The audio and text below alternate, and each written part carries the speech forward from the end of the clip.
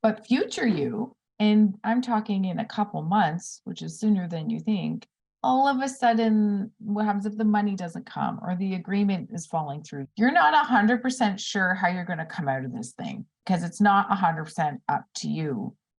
That just is not a place anyone wants to be. What kind of an example are you then setting for your child?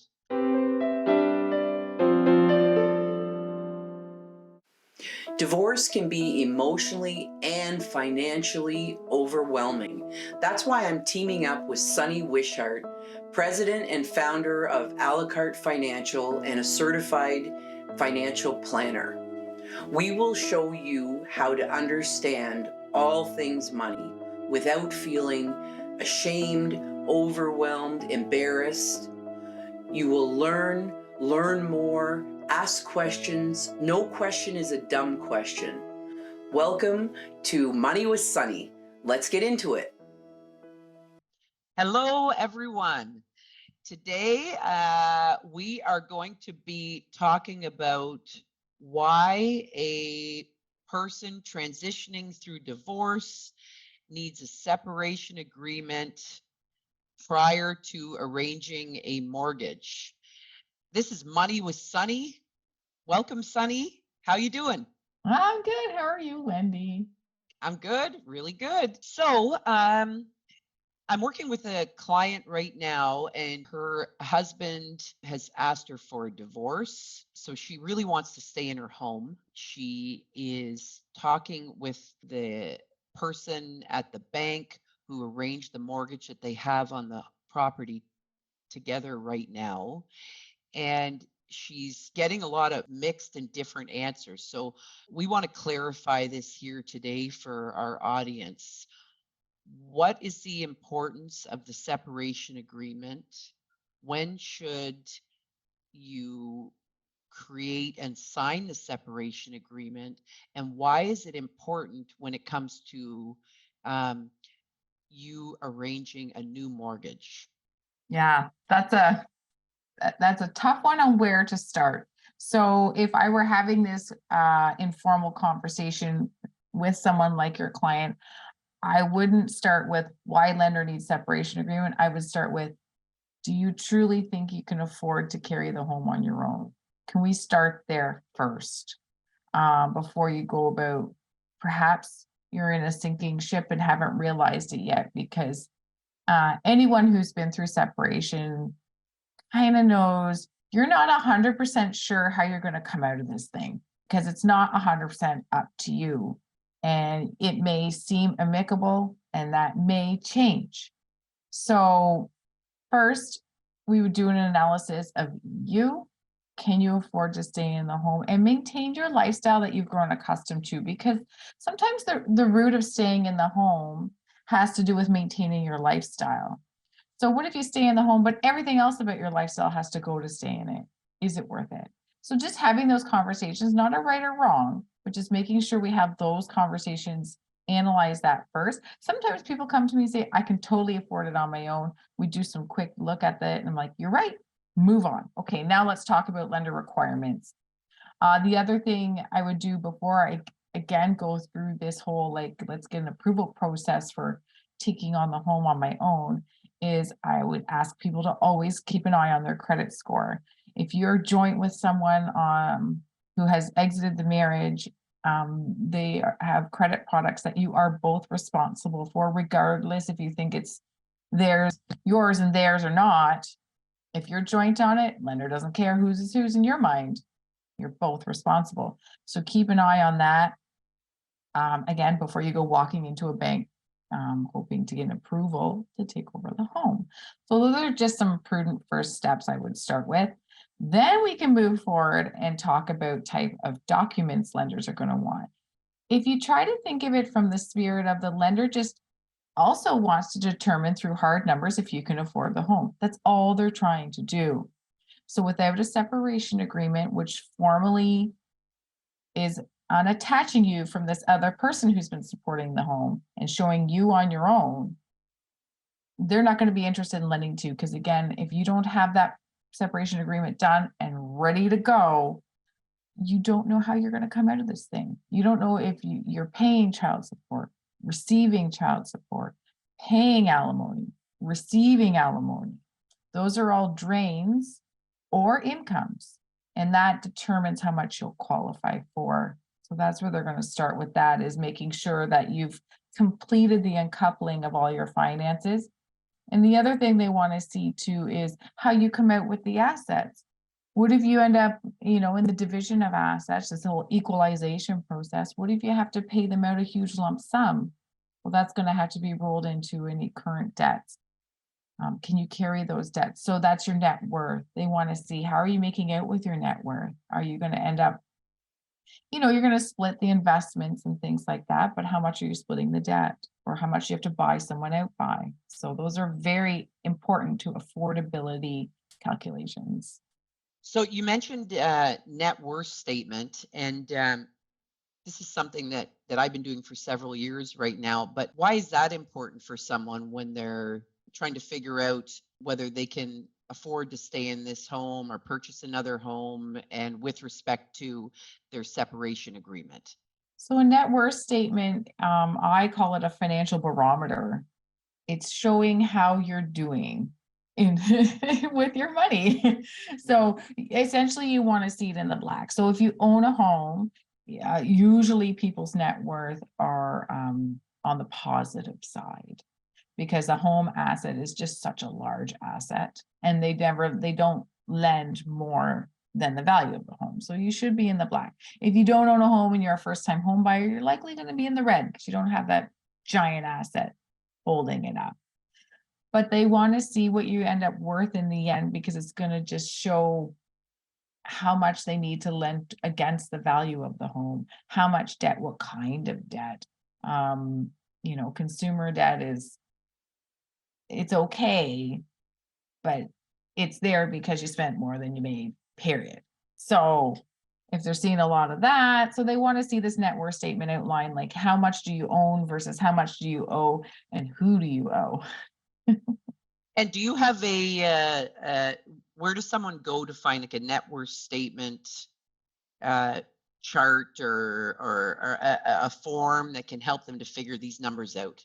It's just everything you own on the left, everything you owe on the right, and Okay. then net it out. I ask that people don't include like the contents of your home unless you got a Monet or a Picasso in there. But if it's just some prints from Winners, don't count all that stuff. I don't care about your couch, but just add in there anything that's quite valuable. So, any of your, cars and ATVs, boats, whatever, that can all go in what you own.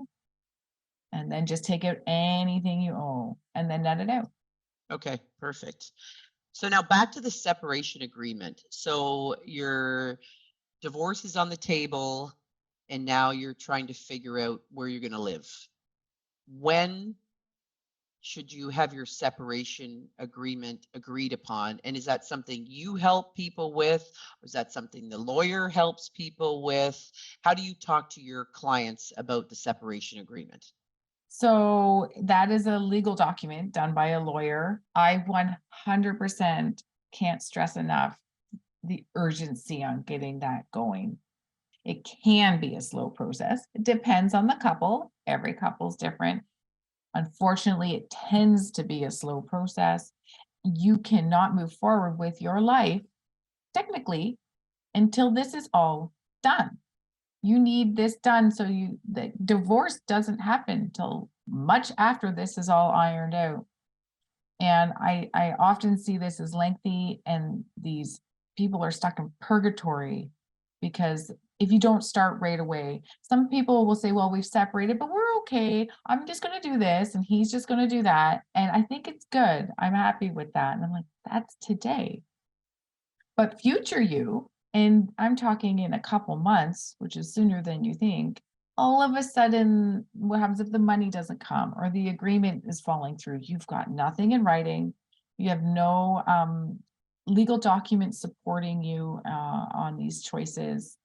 You have no recourse at all. You have to start from scratch. The legal stuff has to now start, and you can just start hand over fist paying a lawyer. So start right away. Just right away, That way, when you are ready to move on with your life, you can just move forward with this document in hand supporting you, saying, I can now move forward with my life. And in your experience and with the clients that you've worked with, how long does it usually take from start to finish to complete the separation agreement on average? I've seen people just draft up their own DIY and have it notarized. They're so fine, but I think what often happens is when there's kids involved, this is going to slow it down. Minor children, it often slows it down because there's so many other nuances, such as, who's going to pay the RESP, who's going to keep the dental, who's going to everything, who gets them when, who pays child support, who receives child support. And those back and forth there's so much.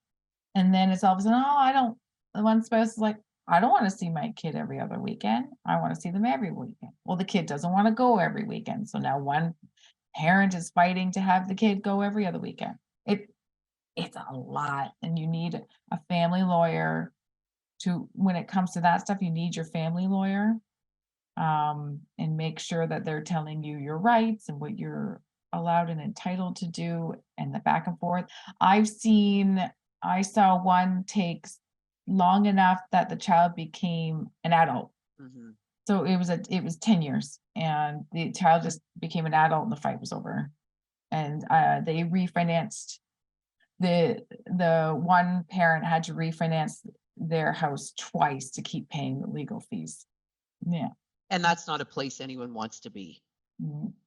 No, that just is not a place anyone wants to be. So when it comes to drafting your separation agreement, you can DIY, as Sunny mentioned, do it yourself. You can find a mediator to work with. You can find an attorney, a collaborative law attorney to work with. And in my opinion, your least favorite option is to litigate, and that's where you would let a judge decide your life, your money, your children, and what's going to happen to you going forward. So really, the more efficient, so the quicker, the easier, the happier, the more negotiable, the kinder, the more generous you can be during this process will help determine the outcome. You cannot control anyone else. You can't control your partner, who's the father of your children. Can't control your partner as the mother of the children. You can't control anyone else ever, but you can control how you think about things, how you believe things will turn out, and how you act and how you speak and who you're being along the way. That's where I come in with my clients, and that's where we work together to make sure that they're showing up as their best self. And it really does make a difference in the negotiating of a separation agreement. Unfortunately, there's cases that go on for 10 years, as Sunny just talked about. Brutal. 10 years and your children are now adults. What kind of an example are you then setting for your child when it comes to marriage, relationships, love, and negotiating with other human beings in this world and on this planet, when a separation agreement takes 10 years to complete? You need to think about this. How do you want your divorce story to be? In a perfect world, how's your divorce going to be? And work to make that happen. So when it comes to separation agreement, Sunny, can you just maybe list out the top 1 to 5 areas that people should be looking into and considering when drafting their separation agreement? Oh boy. I do have a little booklet I can share on this one.